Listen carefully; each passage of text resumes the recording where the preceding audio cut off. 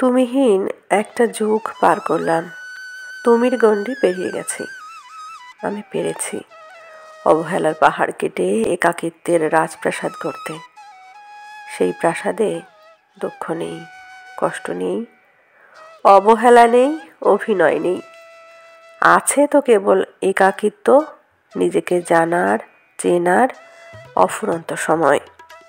যেই সময় ভিক্ষে করে দিন যাপন করতাম, আজ অবলীলায় আমি দান করতে পারি অফুরন্ত সময়। এইটুকু বলতে পারি, যেখানে মূল্য নেই, কদর নেই, তুচ্ছ তাচ্ছিল্যের হাসি নিত্য সঙ্গী হবার চেয়ে একা থাকা ঢের ভালো। নিজের যা মন চায় করা ভালো। জীবন একটা, দুঃখ পুষে লাভ কি?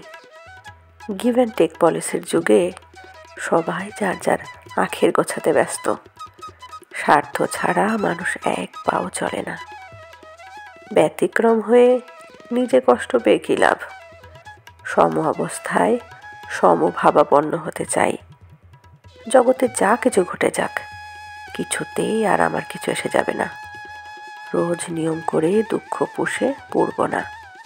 পরিবর্তনের স্রোতে গা ভাসিয়ে আমিও এক অন্য মানুষ, অনুভূতি শূন্য, এই এক অন্য আমি।